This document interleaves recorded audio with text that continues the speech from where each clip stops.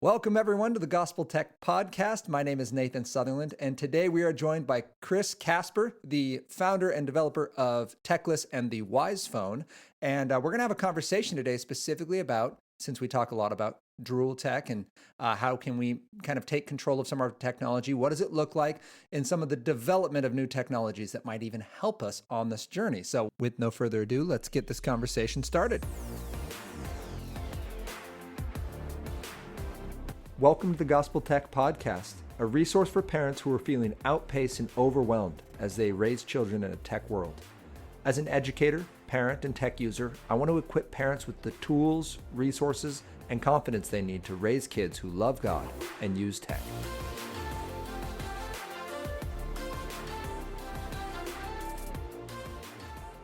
Welcome, Chris. Hey, thanks so much for having me.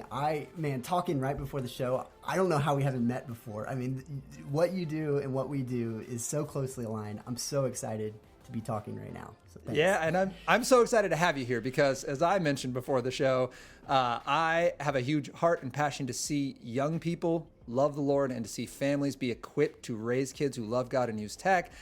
And I am not at all a developer. Like, that is not my jam. Just being able to set up, podcasts is about the max of my technical ability. So why don't you take us through a little bit of kind of your journey? Like, you've done some really cool stuff. You also have an amazing, beautiful family. So can you tell us a bit about kind of what's brought you here? Yeah. So, I mean, I actually, like you, I'm really not a developer myself either. But I definitely have prayed for, and God has answered the prayers to bring those smart people into my life. And so that's been pretty cool to see him work in that way. But yeah, in a nutshell, I mean, I grew up in a small town in Shiner. I had a... Shiner's where? I'm sorry, I'm going to have to stop you right there. No, it's in small podunk town in Texas. So halfway between San Antonio and Houston. If you heard of it, I'll be really impressed. 2,000 people, one stoplight, Yes, we've got some of those around here. Oh, yeah. So, there's some really cool things about being part of such a small community. You can't get away with anything as a kid. No, you can't. Yeah. The news makes it home before you did. Yes, exactly. But you also have deep relationships, which is something that's kind of missing a lot of times. And so I really have grown to appreciate this town a lot. But anyway, so I grew up here. I worked at a fifth generation family business. It's 120 years old. I had the privilege of working with some family members for a while there. And then, I'm passionate about the kingdom of God. What can I be doing? I've kind of locked in my brain is the parable of the talents. God has given me a lot. What can I do with my time, my talent, my energy? And at one point I realized that I was doing cool things with the family business, but kind of the law of diminishing returns. It was time to do something else to maximize my impact. And so sat down, came up with 20 different business concepts, narrowed it down to our top 5, ran financials on those 5, and then really came down to the top 2 and just prayerfully considered which one should I go with. And the one that won out, because it was just crazy potential to change the world, was the idea of making a porn-free minimalist smartphone. It's one of those things, we make the idea, we come up with the idea, we validate it, we spend time, effort, and risk and everything. And then if it's a good idea, Google or Apple might make it in a month, what took us 3 years to make. But at the end of the day, we've just made a safer world. We've made a world where there's less pornography. And so that's kind of the, early on the story. And there's definitely bits and pieces that fed into that, but it's been a 2-year journey since we started, my wife and I and the team and everything since then. So, yeah. And that's the Wisephone, which I'm actually going to bump the conversation on the Wisephone down the road a little bit here. Yeah, definitely. I want to kind of build into that conversation, but, yeah, and I have had a chance to toy with it, and so it's been a really cool process. So that was how you started this journey. But I don't know. So one of my pet peeves, I guess I would say, in the tech world is this idea that we have to use our escape and distraction devices as educational devices. We don't have. So as a teacher, right, a giant $1 trillion company came in and we paid them money for devices that came with a video game loaded up that this $1 trillion company had paid billions of dollars for. And so I was trying to get kids to build a fire. This was specifically, it was after Christmas break. I was trying to get these kids to read this PDF on a guy freezing to death in the Yukon, right? And the idea of understanding more than just facts, but understanding the application. It's this really deep, really morose to read on a dark January day story. And over half my classes playing this Candy Crush. Yeah, right. Like they're just off. And I'm like, man, like this is so frustrating. Like that's a fine game to do, but not while we're trying to like apply our brains to something else. And so this idea that, hey, a phone is great, and yet it's not just a phone, right? Like while Steve Jobs claimed that the best app on the iPhone was the fact that it made calls, like nobody does that anymore, right? There's so much more going on. And I love that idea. So I guess, could you take us back from our staring at the very narrow set of trees of smartphones back to a kind of a bigger conversation about what's going on in tech right now? Like what have you seen in your kind of journey and experience? Yeah, that's a huge question. Before I answer it, I mean, the whole loss of focus thing, that's kind of what you're talking about. I mean, I've written articles on this, like thinking about just in general, one of the great travesties of this next generation is because of so many distractions and just our ability to absorb micro pieces of information in 2 seconds. Just like you're talking about, it's hard to absorb this big piece, this big abstract concept that you wanted your students to have. We've definitely lost the ability to focus. And that's one of the things that we're hoping to help restore. But then, okay, so then back to this bigger question that you asked is what's going on in the tech world? Man, that's huge. I mean, I can think back in moments, I went to CES, which is the Consumer Electronics Show in Las Vegas. And it's like the pinnacle of innovation in the world. And, all the big companies come and it's billions of dollars spent. And so it's huge. I walked 60 miles in 2.5 days going to see just every booth. That is a lot of distance to put on the tires. Yeah, it was a lot. I slept well that night. But so I went to CES, a couple years ago, and what struck me was just how stinking shallow everything was. I mean, I don't want to be a massive critic. I don't want to be just dogmatic here, but I walk around and the things that people are just Googling over and they're tripping over and so excited about. I was just like, what's the point? I mean, so a dog feeder that you can hit a button and it feeds your dog a treat and you can control the direction it goes. It's like that one from your phone. Innovation. Oh yeah, from your phone. Exactly. Or innovation awards, 5G was this big thing, and it's been this year at CES was a big thing. I mean, people were just, going crazy over 5G, and I'm like, so what? You can have slightly faster internet. It's like, it's not that crazy. And at the end of the day, it was all this hype, all this excitement. And at the end of the day, so much of it just rang hollow because it was not feeding nothing, thousands of booths, nothing fed our core purpose in life, or, nothing fed relationships, everything distracted from it. And so just as a believer walking through there with some slightly different glasses than a lot of people there, I was just kind of saddened by just the great diversion of focus and energy and attention as far as innovation in this space was concerned. And so since then, I've gone on this massive search of the theology of technology, and I'm starting in Genesis, and it's been a journey since then. And, there's specific instances of CES that kind of help unveil the hearts of some of the companies there. I mean, like you're talking about Apple, one of the iconic things that just burned in my brain is the first thing you do. Apple didn't show up because they're kind of they're above Sure, CES. they're too cool for CES. They won't pander with the plebeian masses. Yeah, so they didn't pander with the masses, but they did buy a big billboard, the biggest billboard at the entrance of the show. So you walk off the train, and there's a 14-story billboard, and it says, "What happens on this phone stays on this phone." And if you think about that for a second, first of all, it was all black, and it's the Vegas slogan: "What happens in Vegas stays in Vegas." Right. That's not just this casual. That's like that. There's some serious undertones there. Yes, of there is. Privacy. I mean, of sexual stuff, of all the garbage and crap that happens in Vegas. That's what Apple was advertising. That is the benefit of using our device. And I realized at that point that they're just coming at it from a different perspective, and that, and you could go down the list of companies, and if you want to, I'd be happy to go there. But go down the list of companies of these decisions and these assumptions that these companies are built on, and it's really scary at the end of the day. So yeah. Well, and that I guess hyping that lie of anonymity, right? Like this idea that on one side that you can make yourself into whomever you want to be. Right? Like you are self-actualized in this, like you don't have to rely on any outside force. You can go for it, which is, by the way, part of the crushing weight that's destroying our teens is this concept that they have to make themselves worthwhile. If you want to run into anyone who knows they're not naturally worthwhile, like middle schoolers, don't tell them that it's up to them. And then on the other side, this idea that like, yeah, but as long as nobody finds out, you're not hurting anyone, right? Like that's that concept of a moral law of, well, that's only wrong because someone says it's wrong. But like, no, like there is a good and a bad. There's like the law was good for us in that God created this because he loves us, not he's some, intergalactic party pooper. But that the law at its heart is the character of God. Like those things aren't going to go away. There won't be murder in heaven, right? There won't be adultery in heaven. There won't be jealousy in heaven. Like that idea that it's showing us the character of God, like that also feeds into that lie then. Like, well, then I can go to this game and it's okay, whatever I do on here, or this VR chat, or this, which on my end is so hard to watch. Like as my young people start buying VR systems, I'm like, why is a regular video game not interesting enough?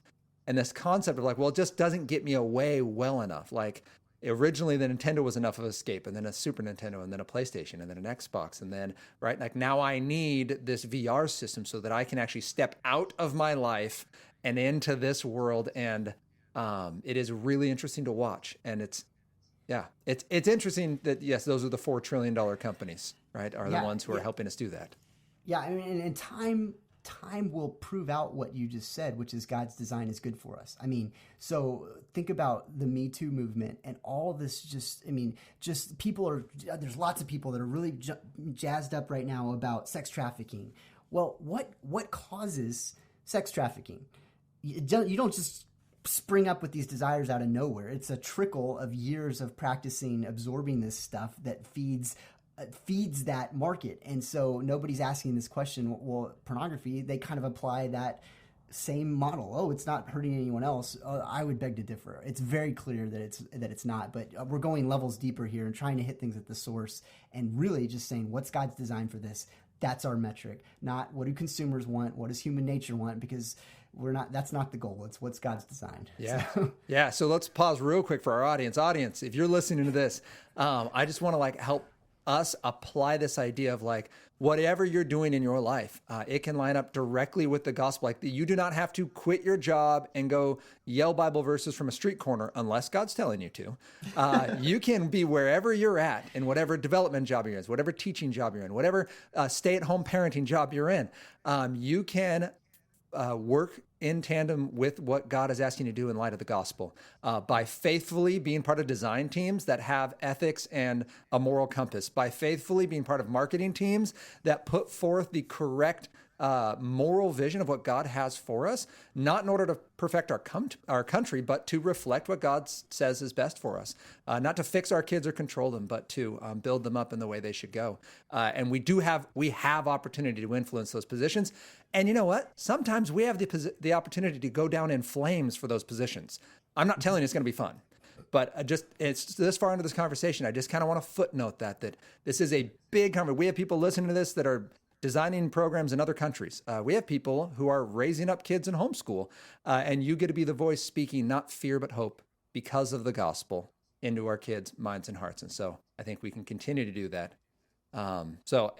Moving this thought, Chris, did you want to wrap that up with anything? Yeah, I mean, my best friend is a plumber, and the reason we became best friends is because he's plumbing my house and he's singing worship music. Yeah. And that impacted me, and I promise you it impacts tons of people in our community. Yeah. And he just does things honestly, and he worships the Lord while he's fixing pipes. And you'd be amazed at the impact that he has. It's just thinking Lebanon high school kids in our home church. It's nuts. And it's nothing crazy. It's nothing profound. It's just very, very simple, basic obedience. And there's so much beauty in these small acts of obedience that aren't world-changing and epic. That sometimes rings hollow. And so I completely agree. Yeah. I don't know. Sometimes we feel like our movement has to have a title and a t-shirt in order to matter. And I think that's we just get back to the gospel. So then, speaking of titles and t-shirts, though, most of our listeners, when they think kind of this conversation, they're going to think of the social dilemma.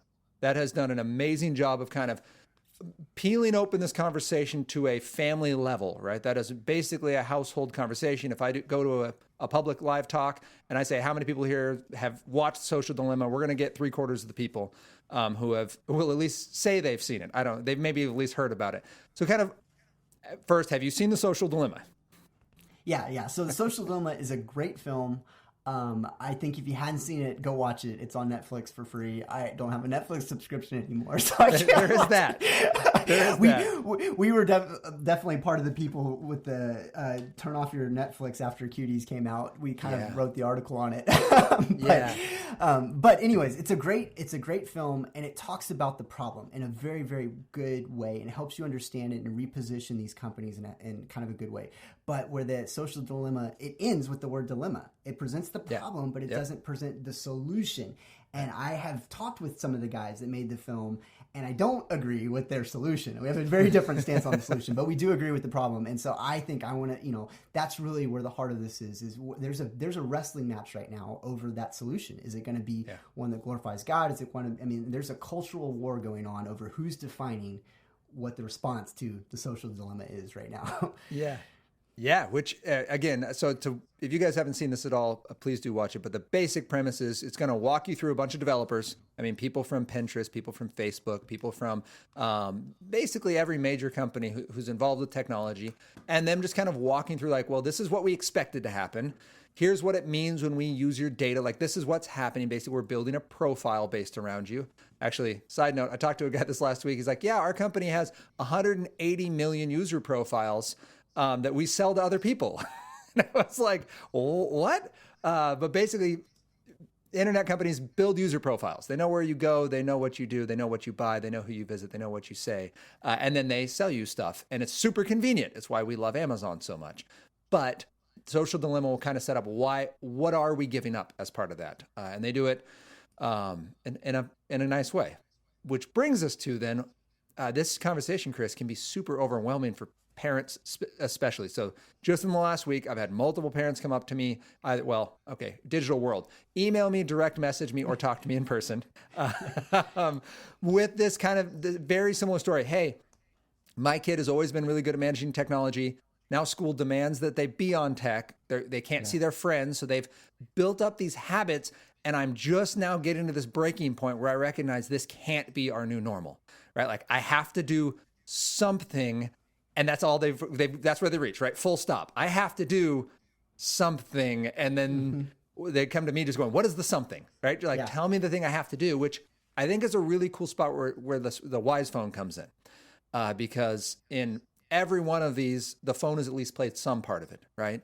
But we're around tech. So it used to be 8.5 hours a day for kids. It's crept over 12 hours because, well, most kids have another screen going while they're at school, right? Like most kids have something else on split screen or a second monitor, or they've got their phone out right? Like, just most kids do. And so I think the stat I heard was we're getting something close to 16 hours of total screen time a day now, which is intense. And that duplicates if you're on a phone and you're on your school laptop. Like those count separate. So if you I never thought of doubling, if you can have double screen time for the same hour. That's nuts. Yeah, and that's because of the stimulation. Like the research showing us that the amount your brain is getting taxed by holding those two things at the same time is an actual increased amount of burnout. So I guess walk us through, like, let's just talk smartphone, because this is one of the things I actually just got asked in the last couple of weeks. Like, when should I get my kid a smartphone? What should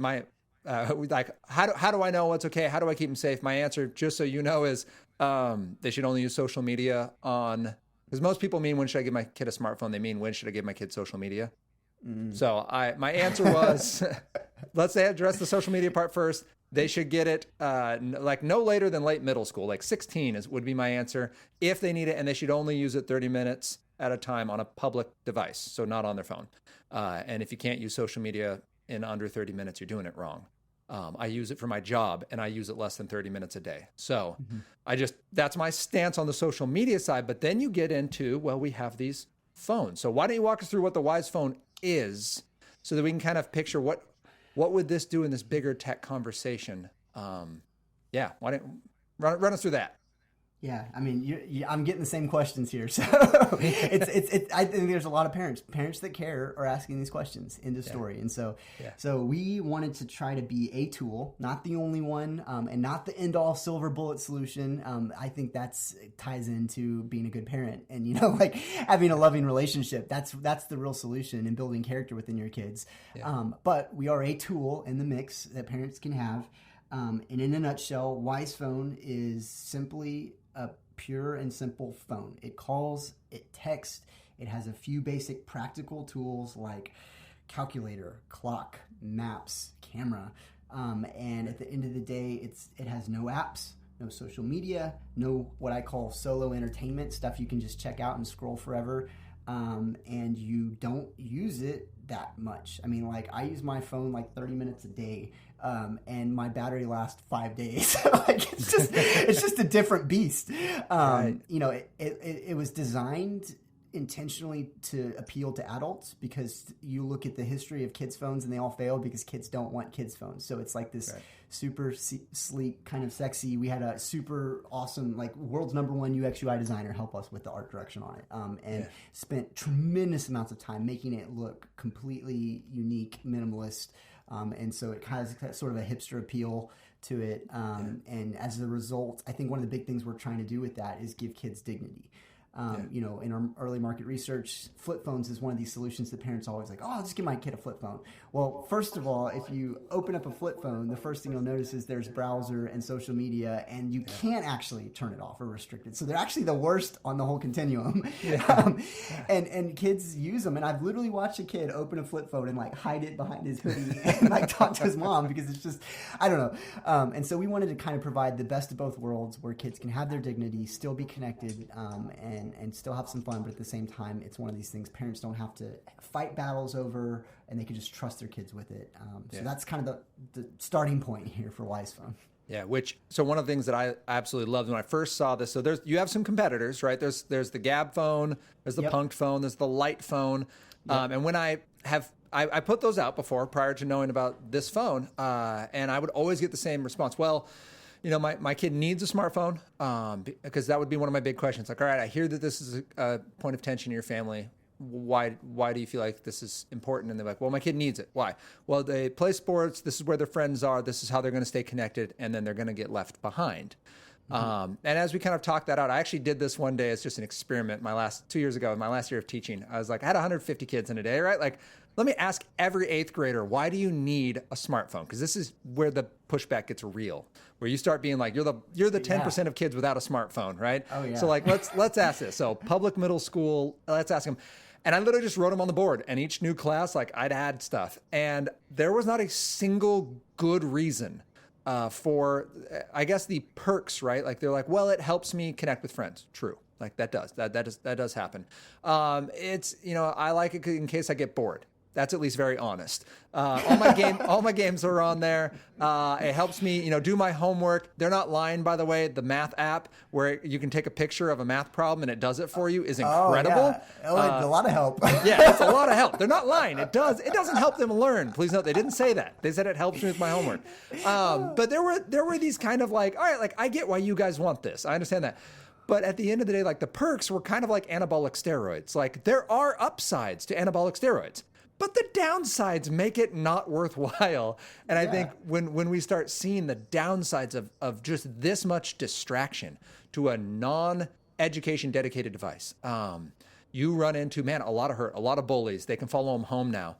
Social media does help them connect with friends, and it provides a lot of negative outlets and exposure to a lot of ideas that are very hard to process in your middle school years or elementary school years, and are very hard for parents to recognize so that they can help them process, right?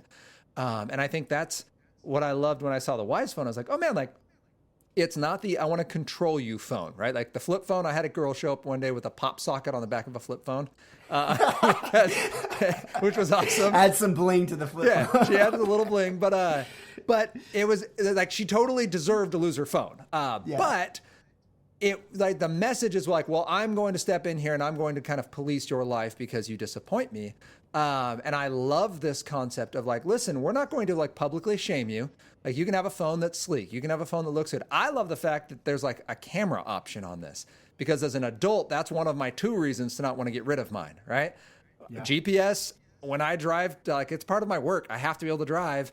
GPS is one of my big excuses. And then my other excuse is always, oh, but those moments with my kids, like, what will I do?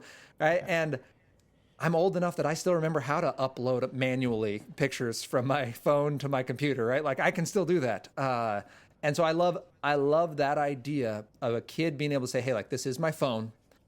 I can still function, but yeah, it doesn't have the frills. It doesn't have the gimmicks. And really, at the end of the day, they can blame it on their parents. Like, I love that out. Right? That's Yeah. what my parents told me growing up. Like, listen, your friends are mad that you can't go. Just say your parents are lame. Right? Yeah. And I love that. Yeah. And I think secretly kids want that. They may not say it, they'll fight and kick and scream, but at the end of the day, they want loving parents. They want parents that step in and say, this is how I love you. I mean, classic example, you just gave it, like, you can blame it on your parents, right? I was in high school, I weighed like 99 pounds until my senior year in high school. And football is huge. I mean, like, football is the thing. We won state my senior year in high school, and I was What? Wait, hold on. Where did you go to school? Shiner, Texas. I mean, 1A state championship. This is like legendary stuff, okay? And I was the only guy in athletics that did not play football. Yeah. That's a target on your forehead. So much so that they stuck me in girls' athletics during activity period. Needless to say, a few more guys joined me the next year, but I started a trend. But the thing is that I asked my parents, "Hey, mom and dad, can you please tell me that I can't play football until I weigh over 100 pounds?" And then they said, "Okay, here's our rule. Until you weigh 100 pounds, you can't play football." I was like, "Thank you." And now anyone that asks, I had an out. It's my parents' fault, you know. So I had a graceful way to back out of this thing that I didn't really want to do, and because of peer pressure, and I knew it was good for me. But that is. I agree. Like, a Wisephone can do that. As a total side note on the sports side, did you wrestle? Because no, we were man, too small for wrestling. You'd be walking into tournaments with only like 2 other guys in your bracket. Like, that'd be fantastic. All right, well, tennis and cross country. There we go. Okay, so. Yeah, but that is a huge deal. So parents do know that, like, your kids will talk about it, and you'll have people say, like, well, man, my kid gets bullied if they don't have a smartphone. Like, they get made fun of, and we as parents don't love putting our kids out there to dry. Now, I would argue. And on top of this, parents, that we need to be part of the culture shift. This idea of simply, man, there's an extent to which we want to sanitize where we go, right? Like, we want to just kind of, well, this is okay, but we're going to clean it up. And then there's a point where we're like, no, we need to be countercultural. Like, the fact that all the kids are playing indoors, so your kid is outside playing alone, that doesn't mean just send them on to the video game so they can have a friend. Video games are fine in their time and place. But then invite a kid to come on some kind of analog adventure with you. Like, show one other kid that there's something to do outside, because someone has to be the first kid back in the neighborhood. Somebody has to be the first kid back in the woods. Like, someone has to be that first kid to walk away from the screen, because the argument of, well, that's where all the kids are, is a cyclical argument. Like, that's a catch-22 then. There will never be any kid not on a screen. And if we see that eating our kids alive, audience, we talked before about having a reset, right? We can look at, does it affect our relationships and responsibilities, our enjoyment, our sleep, our emotions, and our time? Like, we can look at that with our phone. And maybe this is a place where, man, you've committed, you love your kid, you've had the conversation, you have a tech framework so they understand where you're coming from, and you go, hey, a Wisephone or some other kind of, I'm going to use the term dumb smartphone here. I'm sorry if that's not great. That's not appropriate to say in front of you, but this kind of, right, it's a phone, and this is its function. It keeps you safe. It lets you know where you're going. It helps you function in life. It's tool tech, and it has none of the distractions. It has none of the apps. And with that, it loses a lot of its power to distract and kind of, capture our attention in ways that maybe we didn't even want it to. So thank you for walking us kind of through that. Then I guess I would like to ask, how does it differ to kind of some of those other options out there for parents? Is it the same? So going through the list here. So you mentioned Lightphone. They were definitely designed for the hipster minimalist crowd. I mean, exclusively, not necessarily for kids. And they created their own hardware, which is extremely ambitious. Props to them. Super difficult to do. The reality is, or my opinion, they're competitors, so I want to be not too critical of them, but the hardware presents some challenges. So if you ever type on an e-ink screen, like a Kindle, it's hard to type well. And as a result, it's hard to be a primary device, as this is my only form of communication. Some people do it, but just texting is a little tough. So that's my perspective on Lightphone. Other than that, they're pretty good. Gab Wireless, we actually started around the same time they did.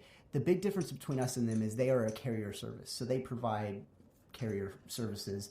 Okay. And they kind of offer more value options. We're sort of more on the higher end of design and build quality. and they're more budget friendly, and then you have to buy a carrier plan through them. Whereas you can use any carrier you want with us. So that's just kind of little differences. Yeah. They didn't also redesign the software, so it's Android. It's Android, but a lockdown version of it, so Okay. it looks like typical Android. And then who was the other one that you mentioned? Oh, Punk'd Lightphone or the Punk'd phone. is, Yeah.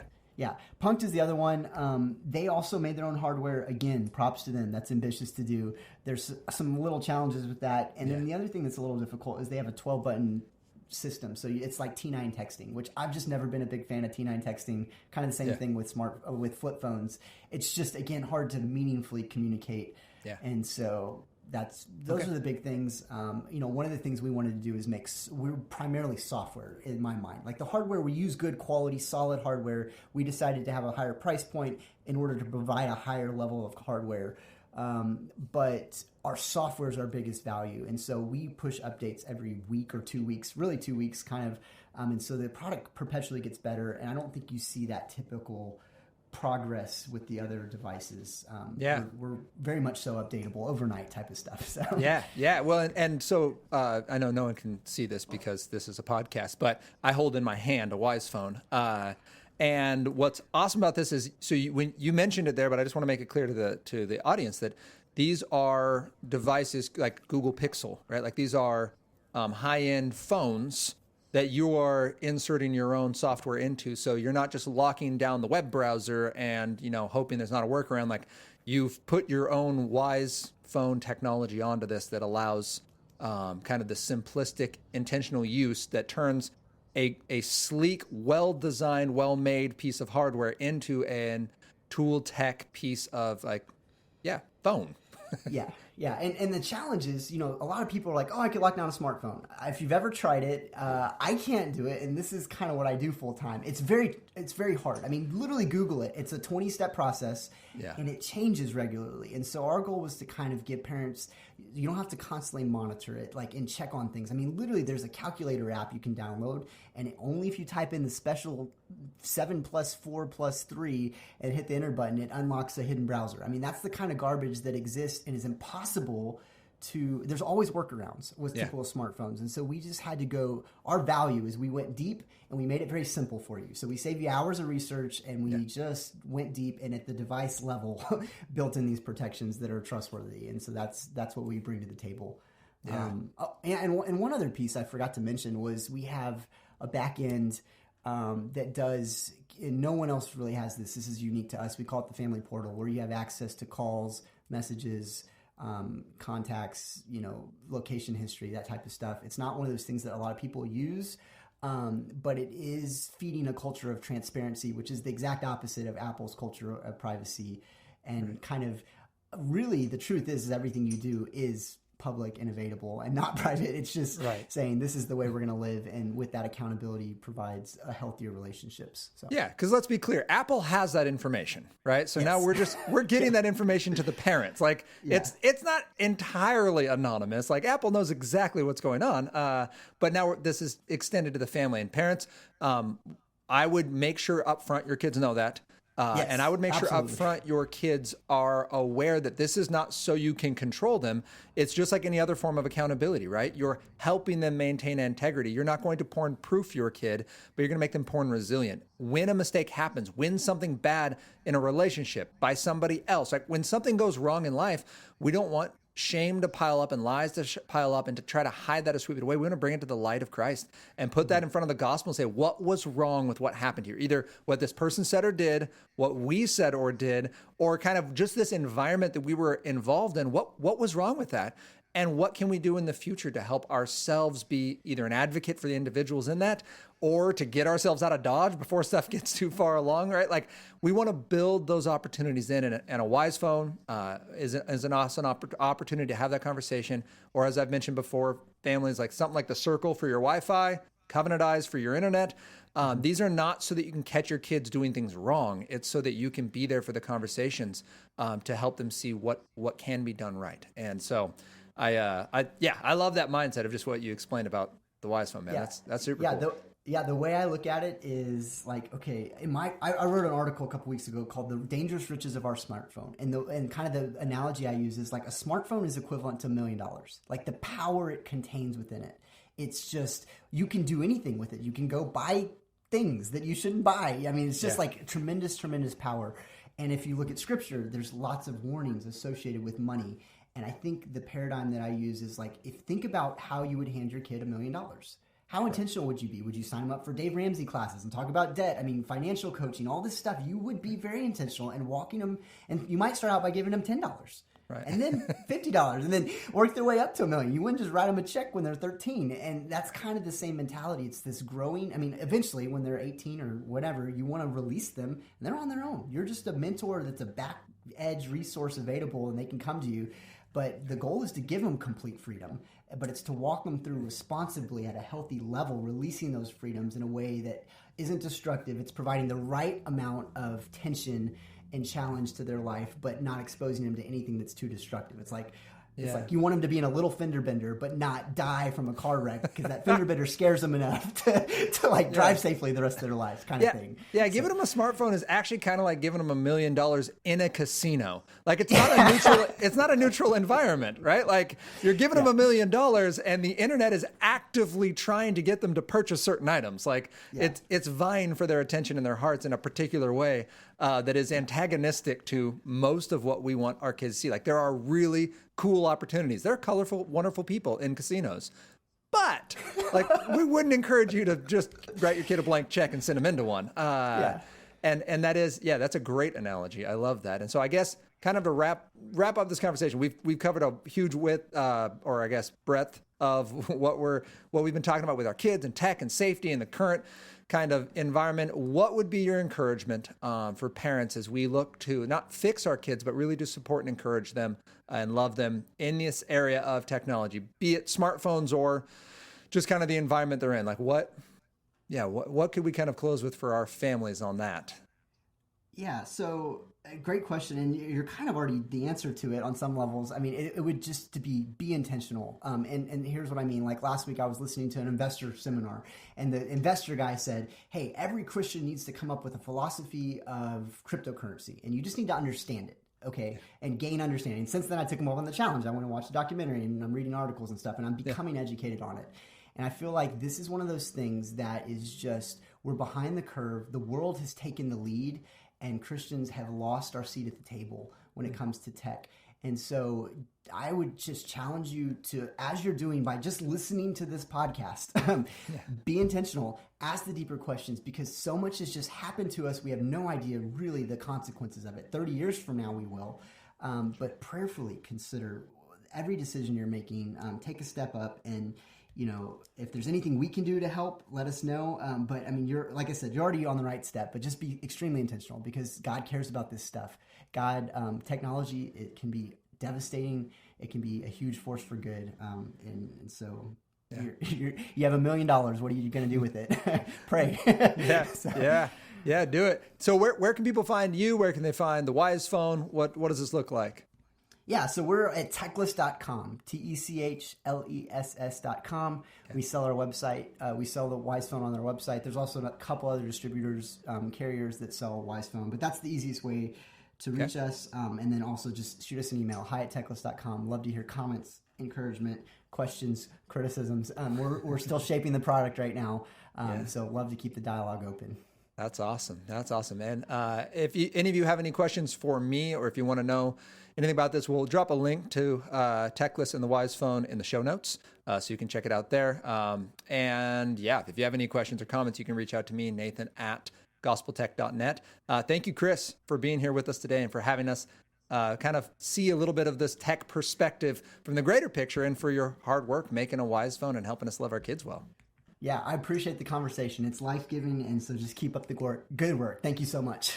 Thank you. And listeners, if you have any questions about today's podcast, you can reach out to me directly, Nathan@gospeltech.net, or you can DM me through social media, Instagram or Facebook, @LoveGodUseTech.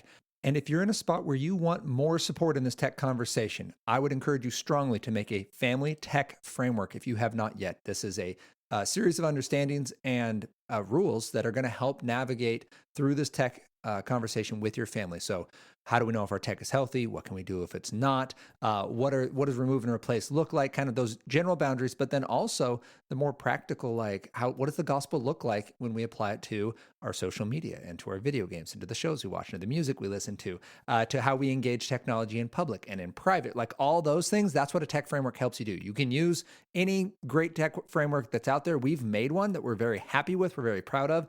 You can find it at, what can you find it at? gospeltechworkshop.com.